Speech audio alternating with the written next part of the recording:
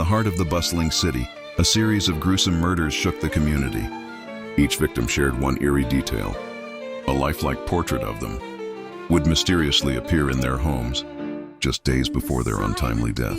The killer seemed to predict the future, turning each victim into a haunting masterpiece. The city buzzed with fear, and the pressure was on Gautrek Khan, the city's renowned detective, to solve the chilling case. One evening, Gautrek Khan arrived at a dimly lit crime scene. The victim, a young woman, lay motionless in her living room. On the wall above her, a freshly painted portrait captured her frozen expression of terror. The brushstrokes were flawless, almost as if the artist had witnessed the moment of her death. The smell of paint still lingered in the air. "What kind of monster paints the future?" whispered Officer Min, adjusting his flashlight nervously. Gautrek Khan, dressed sharply in his trench coat, examined the portrait closely. "The monster isn't predicting the future," he murmured. "They're creating it." Following the trail, Gautrek Khan visited a reclusive artist, Mr. Vian, known for his uncanny ability to capture human emotions in his paintings.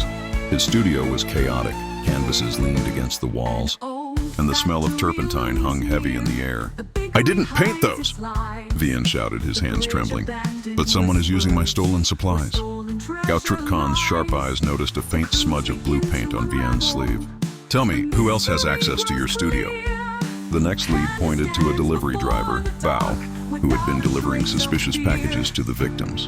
When questioned, he admitted, "I didn't know what was inside. A man paid me to leave them at their doors, no questions asked." "Describe him," Gautrek Khan demanded. He wore a hat, but his voice, it was soft, almost melodic. The clues led to a climactic showdown in an abandoned gallery, where dozens of portraits of potential future victims lined the walls. In the center stood the real killer, Vian's apprentice, Lin, holding a paintbrush dripping with blood-red paint. "I didn't just paint them," Lin confessed, his eyes wild.